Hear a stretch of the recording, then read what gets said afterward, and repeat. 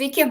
Džiaugiuosi sveikindamasi su jumis Lietuvos kinologų draugijos mokymo centro pokalbių Svajonių šuo pažink veisles metu.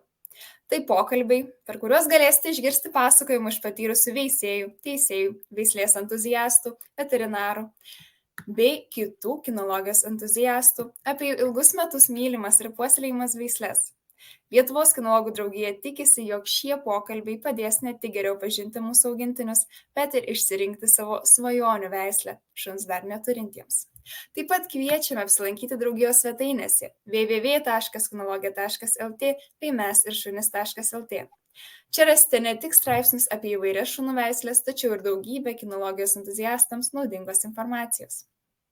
Na, šiandien mes išgirsime apie ištikimus, visat kupinus entuziazmo, ypatingų intelektų pasižyminčius border collies. Žiniomis bei patirtimi apie border collies šiandien pasidalins veislyno Alfa Fortuna veisėja, Lietuvos kinologų draugijos dresuotoja, šunų elgsenos specialistė Erna Valčiukienė. Sveiki, Erna! Taip, labą dieną visiems. Aš esu Erna Valčiukienė, kaip man čia gražiai pristatė, turiu veislyną Alfa Fortuna, taip pat dirbu su kitų veislių šuneliais ir, aišku, treniruoju ir border collies. Ir džiaugiuosi, kad šiandien galėsiu pristatyti savo svajonių veislę, nes tai yra tikrai mano mylimiausia veislė border collies. Namuose šiuo metu turiu 3 border collių veislės kalytės, visos jos yra tokios vyresnio amžiaus. Visos yra darbinių linijų border colliai, tai šiandien pasakojimo metu turbūt irgi akcentuosiu tas, kas veislėje mano nuomonė yra svarbiausia, nes tai yra pirmoji eilėje neprotingiausias, gudriausias, bet tai pirmoji eilėje yra darbinis šuo su išskirtinėmis darbinėmis savybėmis ir išskirtiniais poreikiais dėl tų darbinių savybių kylančiais.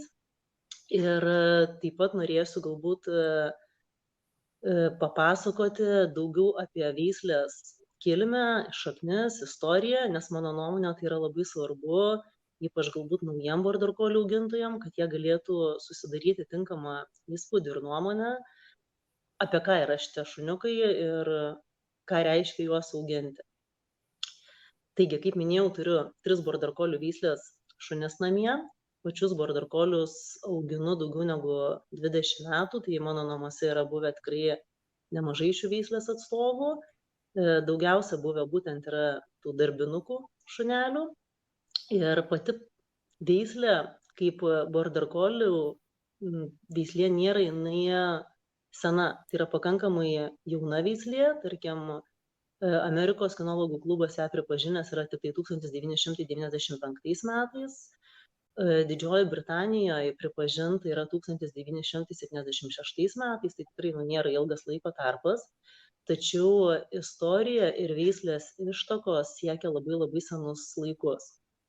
Tai į Britaniją daugiau negu prieš 1200 metų buvo atvežti pirmieji vikingų ganantys šuniukai, tokio špicinio tipo ganantys šuneliai. Žinoma, jie tada neganė avių, daugiau buvo skirti elnių ganimui. Ir maždaug to laikotarpiu romėnai irgi buvo atvežę savo šunis, kurie sunku nustatyti, kokio tipo buvo, bet tiesiog jie buvo kryžminami tarpusavį su vėliau atvykusiais tais vikingų špicinio tipo ganimo šunimis. Ir tai pamažu gryninosi ganančių šunų tipas ir kol kas nebuvo tokio išskirta kaip kažkokių veislių, tačiau tie šunys buvo naudojami darbui. Ir jie nuo senų laikų buvo būtent veisiami atsižvelgiant jų darbinės savybės ir sugebėjimą dirbti. Pirmą kartą paminėti ganantys šunis, būtent tokia maniera, kaip šiuo metu mes matome ganančius border collių veislės šunelius. Jie pirmą kartą paminėti rašytiniuose šaltiniuose buvo 1570 metais. Tai buvo traktatas apie Britanijos šunis ir ten aprašyti tokie nedideli, judrus, manevringi šuneliai, kurių ganimo manierai yra jau palinkus truputėlį su savo žvilgsniu stebėti, tarkim, ganomą objektą ir jį priversti judėti norimą kryptimi. Tai būtent ta panaši maniera yra išlikusi ir šiuolaikiniuose border colliuose ir matoma dabartinėme jų ganime. Tai pakankamai jau senai buvo pastebėtas ir aprašytas toks ganymo būdas. Jeigu kalbant apie šiek tiek vėlesnius laikus, tai istoriškai tarp Anglijos, Škotijos tam esančiame regione pasienyje yra kalvotos vietovės, sudėtingas landšaftas ir fermeriams reikėjo judrių šunų, kurie sugebėtų ganyti ir per didelį atstumą suvaldyti avių bandas. Tai tokių šunų tikrai nebuvo daug, bet avininkystei plėtojantis jų reikėjo vis daugiau darbui ir dėl to tų šunų populiarumas pradėjo augti būtent 17-18 šimtmetyje. Ir tuo metu visi ganantys šunys buvo vadinami tiesiog working sheepdogais, aviganiais arba koliais. Pats pavadinimas kolis irgi yra daug vietų interpretacijom, dėl ko būtent tie šunys buvo vadinami koliais. Viena iš versijų yra, kad tuo laikotarpiu gyveno tam tikra avių kaip veislė, juodai baltos avys, kurias vadino koliai ir dėl to dirbantis šuneliai su tos rūšies avimis buvo vadinami koliais, tačiau šiuo metu nėra jų išlikusių ir dėl to mes negalime teigti, kad tai buvo tikrai tvirta versija, dėl ko tas kolių pavadinimas kilo. Turbūt realiau yra, kad kolis kaip pavadinimas kilo nuo žodžio naudingas, darbštus, siekiantis bendradarbiauti. Tai yra ir iš vokiečių kalbos kuli, kuri reiškia būtent šias sąvokas, ir taip pat iš to koliai, kur iš senos škotų tarmės reiškia, kad useful, naudingas šuo. Ir iki tie koliai, tokie išskirtiniai darbiniai šunys, maždaug buvo iki 1860 metų, kada jau pradėjo augti jų populiarumas, vėliau atsirado ir kino industrija, atsirado šunų parodos ir tada jau pradėjo ta veislė kolių skirtis į atšakas atskiras. Ir tarkim, border kolių veislės istorijoje didelę įtaką turėjo 1873 metais surengtos pirmos ganimo varžybos Velse, nes būtent tada galėjo platesnė visuomenė pamatyti, kaip tie šunys dirba, kas tas yra ganimas, kaip jie klauso, kaip vykdo komandas ir siekiant toliau plėtoti tas pamatytas ir įvertintas jau platesnės visuomenės ir ypač tarp fermerių tam tarpe darbinės savybės, 1906 metais buvo įkurta International Sheepdog Society, tai yra ISDS vadinama dabar, tai yra ta ganimo asociacija, ganančių šunų asociacija, kuri vienijo tuos visus ganančius šunelius. Bet net tuomet dar tokios kaip sąvokos kaip border collis, kaip veislės pavadinimo border collis dar nebuvo, dar jisai neegzistavo.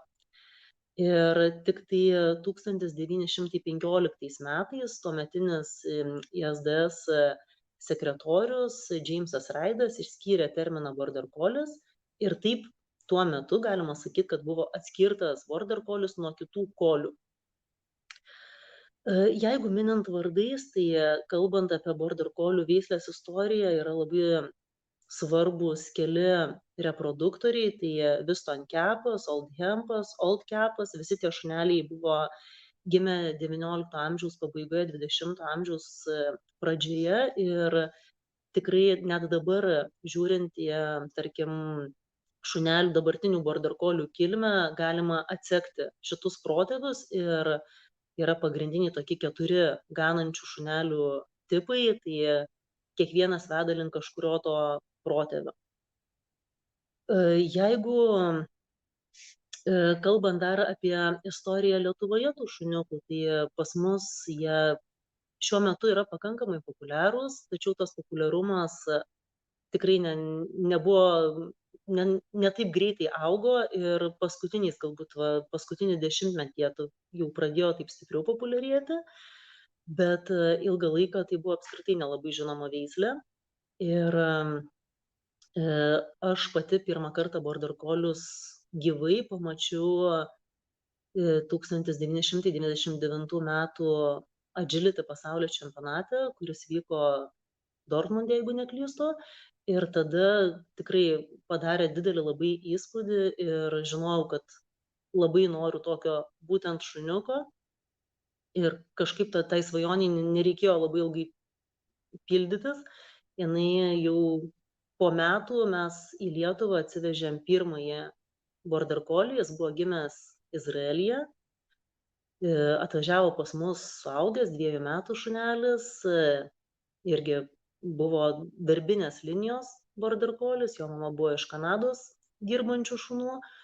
Ir tai prasidėjo ta pažintis artimesnė su šia veisle ir turbūt taip ir ta meilė užaugo tai veislei nuo to pirmo šunelio. Vėliau antras šuniukas buvo Lietuvoje, tai to border collie Nets Havadha Border, pirmojo sūnus. Ir dar sekantis buvo iš Latvijos atsivežėm kalytę, vėliau dar importavom keletą šuniukų iš Belgijos, Olandijos.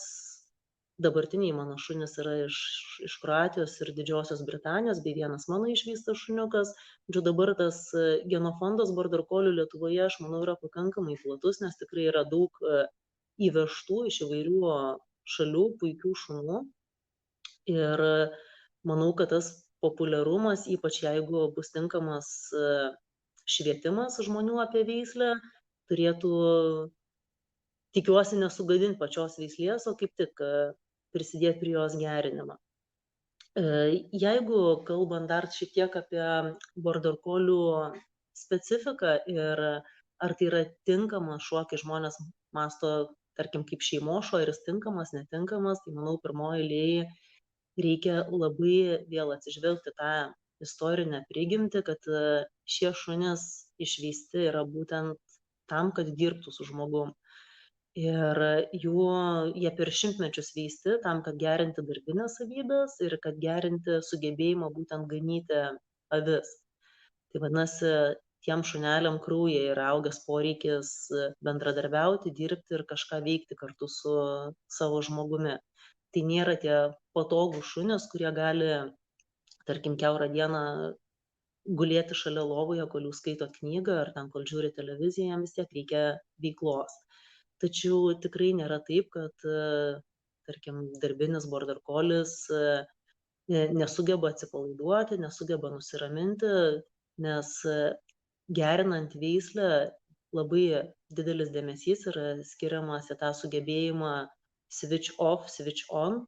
Mes turim tą terminą border collių veislėje, kad šuo mokėtų įsijungti darbą būtent tada, kada to prašomas, kada jis turi dirbti ir kartu, kad mokėtų išsijungti ir atsipalaiduoti, kada yra laisvas laikas ir kad jam nereikia užsiimti kažkokią aktyvią veiklą. Pati veislė, jeigu taip kalbant apie linijas, šiuo metu tikrai yra labai išsiskyrusi į dvi didelės atšakas, tai yra parodiniai border colliai ir darbiniai border colliai. Ir mano nuomonė, visgi, kadangi šie šunys, jeigu žiūrim į istoriją, skirti buvo būtent ganimui, darbui ir veisiami buvo tam, kad gryninti tas savybės ir sugebėjimus, tos prigimtinius ganimo, tai jie turi tokie ir likti. Reiškia, mes turime vis tiek, galvodami apie šitą veislę, jos veisimą ir tobulinimą, turime galvoti apie tai, kaip neprarasti tų darbinių savybių. Nes tai, ką mes matome dabartinėme border collyje, tą norą dirbti su žmogum, norą būti šalia žmogaus, atidumą, dėmesingumą, tai visi tie dalykai būtent yra šimtmečių selekcinio darbo rezultatas. Ir nepuoselėjančių tų savybių, tai žinoma, jos blėsta ir tiesiog iš to border collio lieka tik tai juodai baltas šunelis, nebeturintis sugebėjimo dirbti.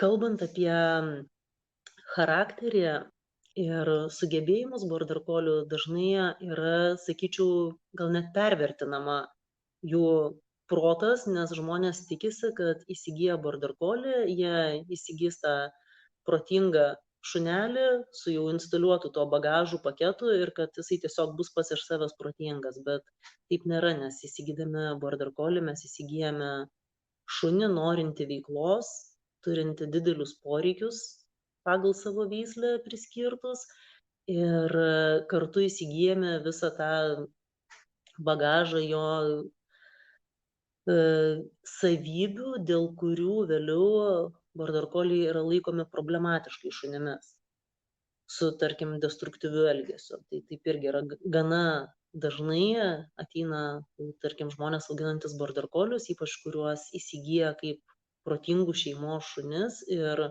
ateina su didžiuliu nusivylimu dėl to, kad iškyla kažkokios problemos būtent su šuns elgesiu. Tai tas problematiškas elgesys gali pasireikšti ir kaip tikra manija, toks net vadinamas apsėdimas, pavyzdžiui, atakuoti judančius objektus.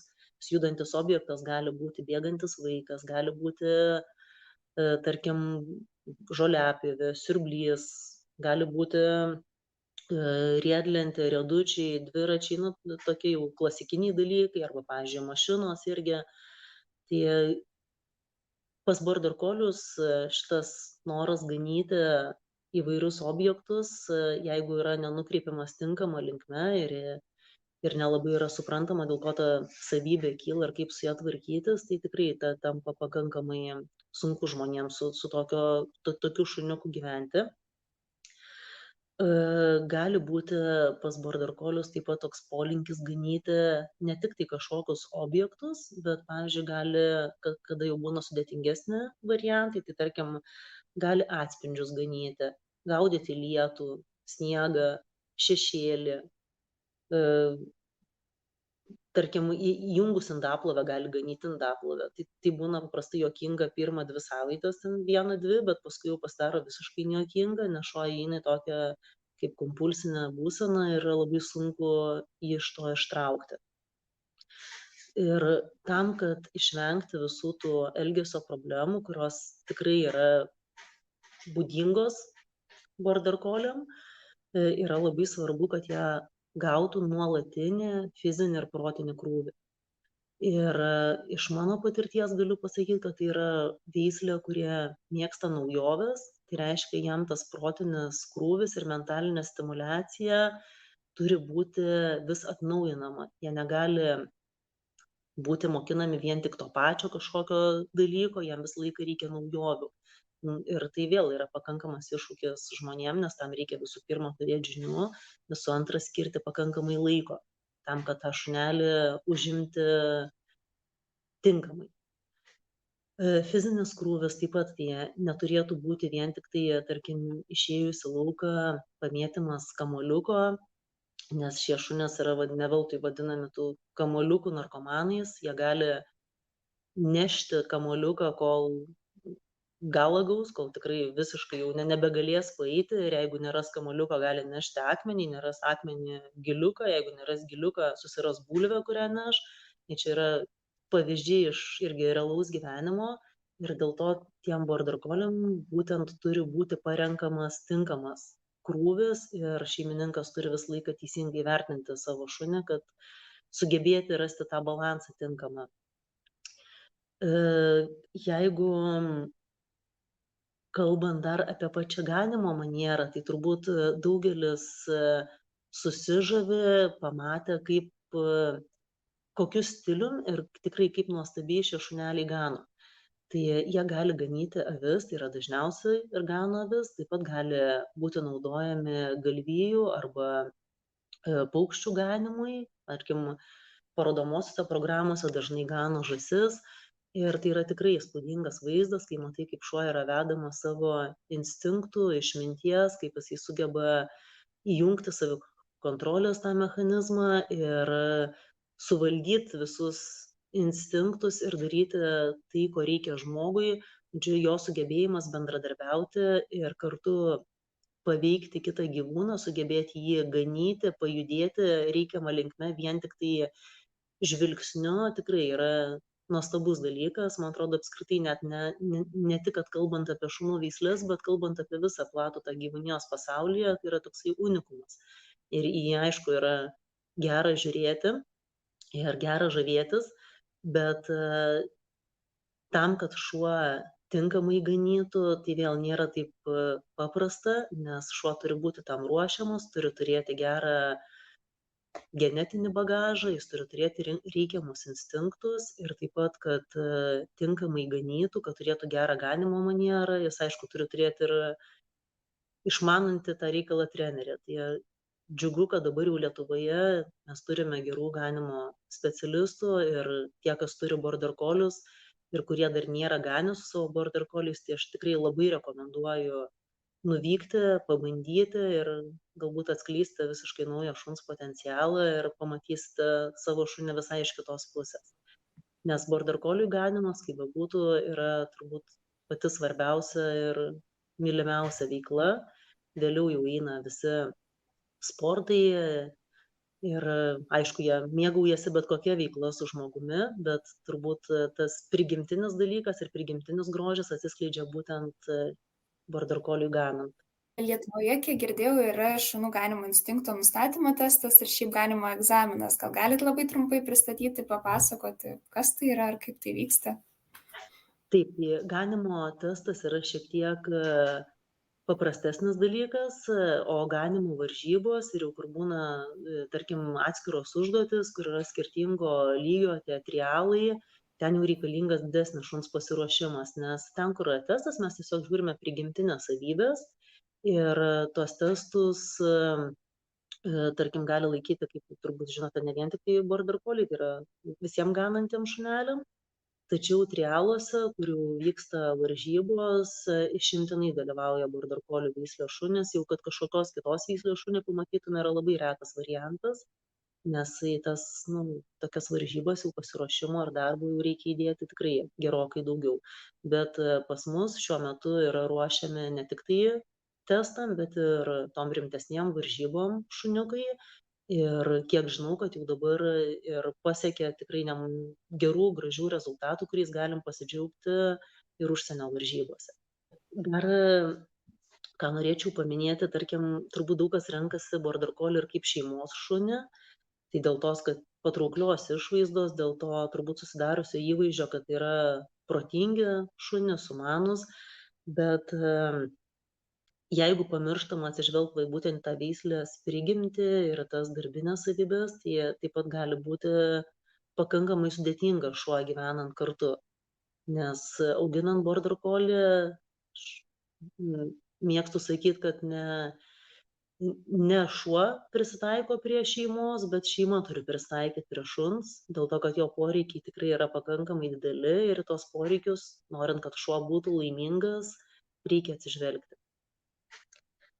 Ir šiuo metu ir dėl kino industrijos, dėl to, kad tas šuo yra patrauklus, toks gero dydžio, patogus keliauti, žinoma, jie vis dažniau tampa ir šeimos šunimis, bet tarkim, Vokietijoje tai buvo prieš kažkur gal 7-8 metus viena populiariausių veislių, kurie patekdavo į prieglaudas, nes pakankamai daug yra tam tikrų iš to elgesio, destruktyvaus elgesio kylančių niuansų, dėl ko su šiais šuneliais žmonėms pasidaro per sunku būti kartu ir per sunku kartu gyventi.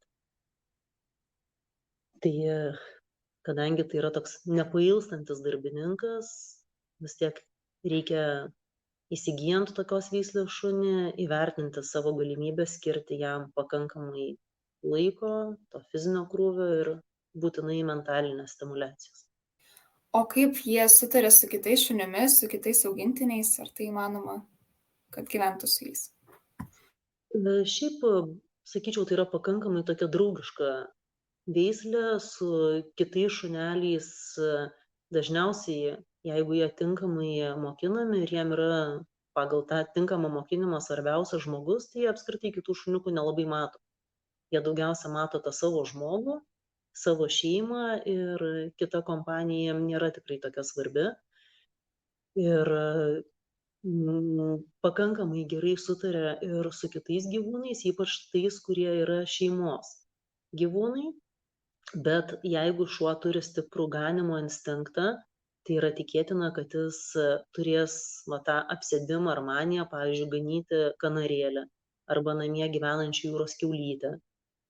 Tai su suganimo instinktu irgi pas kiekvieną border collie jis pasireiškia šiek tiek skirtingai, bet tarkim aš turėjus šunį, kuris negalėjo atplėšti akių nuo katės ir tas toksai gaunasi varginantis dalykas, ne katei, bet pačiam šuniui, kai jis tiesiog negali pailsėti, nes visą laiką jaučia poreikį tą katę ganyti, tarkim per metrą, per du, bet visą laiką ją žiūri, stebi, jeigu pajuda, sujuda. Na, čia lygiai taip pat, aišku, būna tokių variantų ir su šešėlių ganimu. Tai iš esmės border collie galėčiau sakyti, kad gerai sutariantis, jie tokie neutralūs su kitais, tarkim, šunimis, o su kitais gyvūnais labai priklauso nuo to instinkto lygio ganyti. Nes sutarimas, kaip jie nesielgia agresyviai, tarkim, kito naminio gyvūno atžvilgiu, bet tas geras sutarimas, kai jame įsiterpia ganimas, tai vėl yra varginantis dalykas paskui jau abiem pusėm. Na, jei dar truputį nukrypsim nuo temperamento, gal galėtumėte apibūdinti border collie keliais žodžiais, kokia turėtų būti ta bendrojo išvaizda ir įsivaizdavimai, kokio tai dydžio, galbūt svorio šuo? Na, kaip standartė ir sakoma, tai visų pirma yra gerai subalansuotas šuo.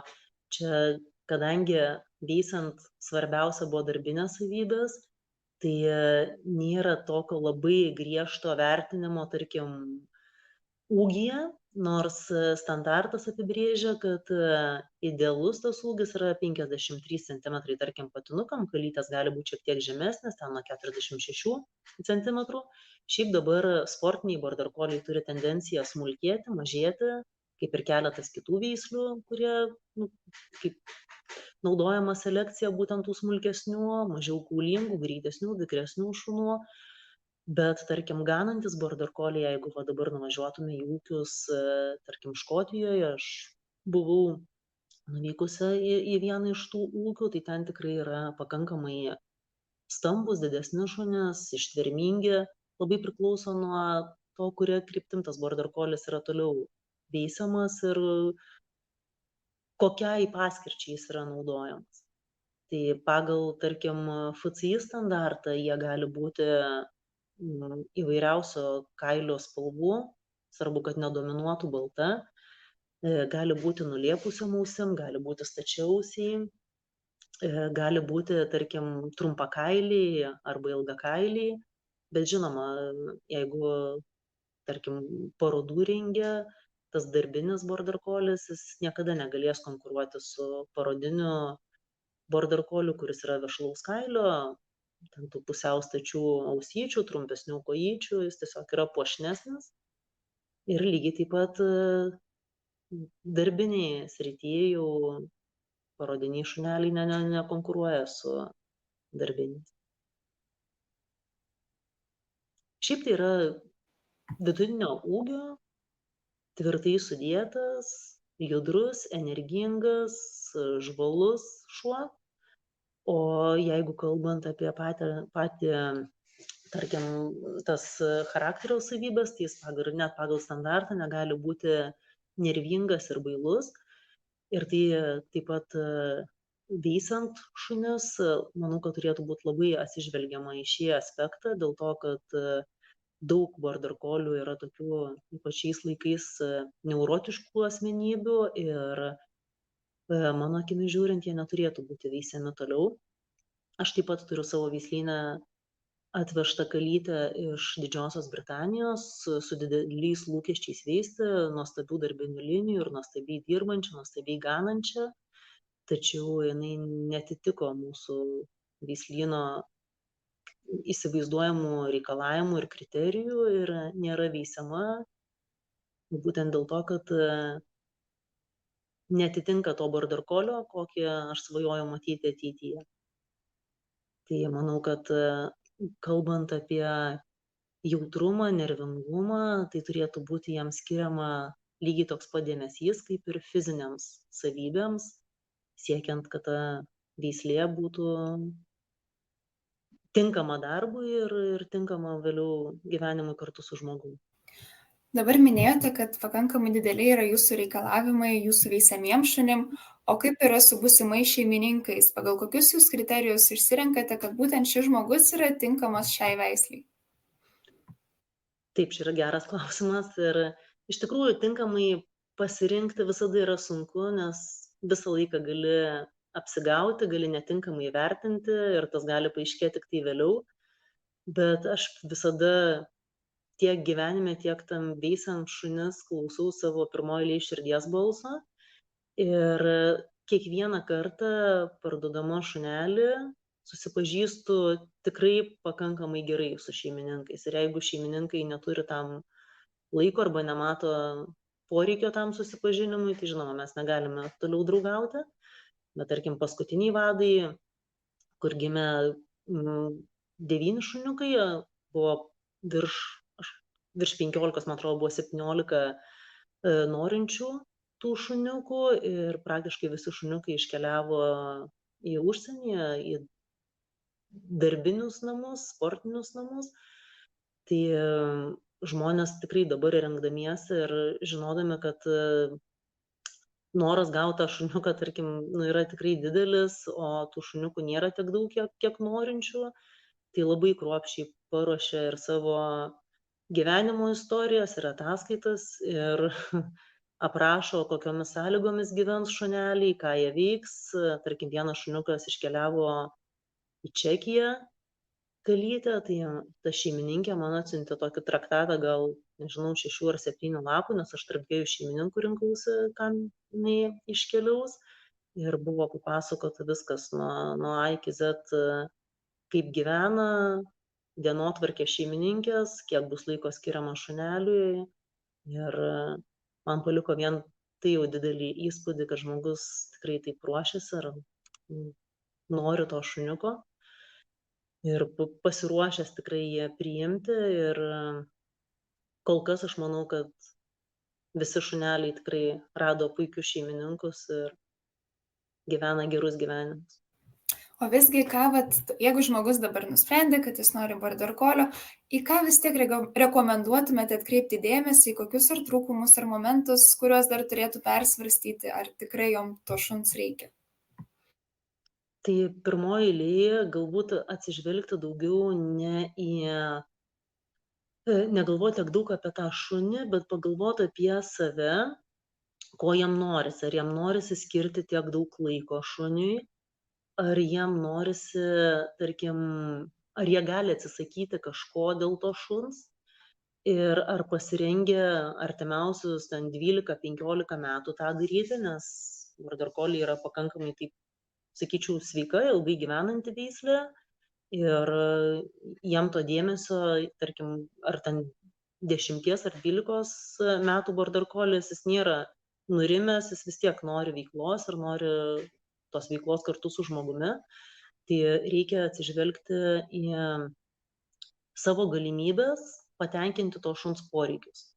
Tai kaip ir kalbėjau apie pačią veislę, tai yra ta mentalinė stimulacija ir kartu tas fizinis krūvis ir kartu įvertinti, ar tas šuo gali būti toks kaip pilnavertis šeimos narys, nes border colliam tas yra labai svarbu. Jam yra svarbu būti su žmogum, kartu keliauti, kartu atostogauti, kartu dirbti, tarkim, ar sportuoti, bet visą laiką jam smagu yra būti šalia žmogaus. Ir kartu reikia atsižvelgti vėl, ar yra pakankamai žinių, kaip susitvarkyti su pagrindiniam tom border collių charakterio, tarkim, kaip negaliu sakyti kažkokiam blogybėm, nes tiesiog tie šuniukai tokie yra, bet jie dažnai turi didelį išsiskyrimo nerimą, dažnai yra jautrus. Tai vėl reikia turėti žinių, kaip mokėti tam šuneliui padėti jaustis gerai ir išeiti iš tų situacijų. Nes tai yra tikrai labai protingi, labai imlūs šunys, bet tai reiškia, kad jie labai greitai mokosi ne vien tik tai tų dalykų, kurių jūs norite, bet jie labai greitai mokosi ir to, kas jums nelabai gali patikti. O minėjote, kad tai yra pakankamai ilgamžiška ir tvirta veislė. Gal galėtumėte paminėti Kokios yra dažniausios ligos ar negalavimai? Border collie, sakyčiau, iš tokių rimtesnių ligų, tai turbūt yra tos akių ligos, kaip progresyvinė retinalinė atrofija, kolių akių anomalija. Jeigu apie kitas ligas yra tas kolepsinis sindromas, yra epilepsija, bet yra displazija.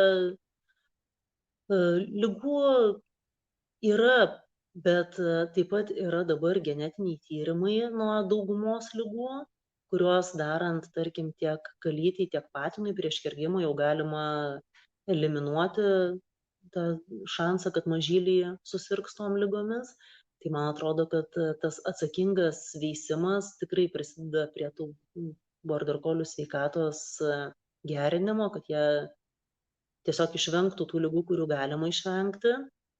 O aišku, yra tokių ligų kaip epilepsija, vėžys ir dar eilė kitų, kur turbūt kaip ir su žmonėm, taip čia ir su šunim yra laimės dalykas. Tiesiog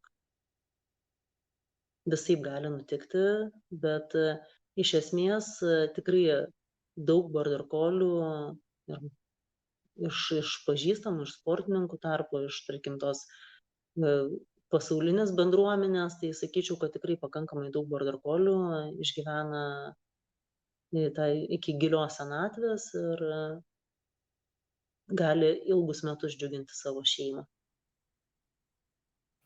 O vis dėlto tai yra labai aktyvi veislė ir ar dažnai pasitaiko kokios nors traumos?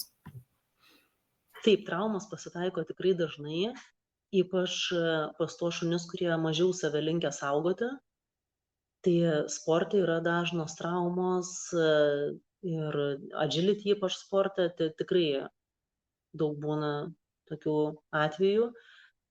Jeigu šuo gyvena tokį ramesnį gyvenimą, tai natūralu, čia kaip ir žmonėm turbūt pas sportininkus tos traumos dažnesnės, pas mėgėjiškai sportuojančius arba daugiau sėdinčius ant sofos jos rečiau pasitaiko, tai pas border collius, manau, lygiai taip pat. Bet kad šiti šuniukai, jeigu yra didelis noras dirbti, kad jie savęs nelinkę saugoti, irgi yra faktas. Aš turėjau tokį atvejį, Latvijoje dalyvavom varžybose ir šuo turėjo prabėgti slalomą, buvo slidus kilimas ir jis ten tarkim, yra 12 tų slalomo kartelių, jis pačioj pradžioj gavo stuburo traumą ir buvo paralyžiuotos galinės kojos, bet jis iš to adrenalino ir noro dirbti, jisai prabėgo visą slalomą vis tiek iki pat galo ir dar sugebėjo šokti per kliūtį tom priekiniam kojom, nes tiesiog buvom, nesusivokėm nei teisėjas, nei aš kaip handlerė, nesusivokiau situacijų, kas čia nutiko, viskas milisekundžių greičiu. Ir tas pavyzdys ir įrodo, kad tie šuniukai nesvarbu, kad yra beprotiškas skausmas ir kad yra apskritai jau tos kojos savo, jos neklauso, bet pas šunį yra tiek noro dirbti ir toliau veikti, kad jis tiesiog tęsia tą savo veiklą toliau per negaliu. Įspūdingai. Na, aš manau, pridėt galėčiau tik tai, kad border collis yra laimingas tada, kai šeimininkas atsižvelgia į jo poreikius ir skiria jam daug laiko. Ir kai manęs klausia, ar su tuo šuniu reikia daug, pavyzdžiui, daug bėgioti ar daug sportuoti, tai aš visą laiką sakau, kad jeigu yra toks klausimas, tai žinokit, kad reikia daugiau, negu jums dabar atrodo, kad reikės. Ir jeigu tas šunelis gauna tinkamą krūvį, yra pilnatysis šeimos narys, gali gyventi pilnai integruotas į savo šeimą, tai tikrai yra nuostabus šuo, kuris, man atrodo, praturtina kiekvieno esančio šalia gyvenimą. Tai labai didelis ir nuoširdus ačiū Lietuvos kinologų draugijos veisėjai Ernai už skirtą laiką, žinias ir patirtį. Ačiū visiems klausiusiems ir Lietuvos kinologų draugijos mokymo centro komanda linki visiems border collių mylėtojams kuo didžiausios sėkmės. Iki kitų susitikimų.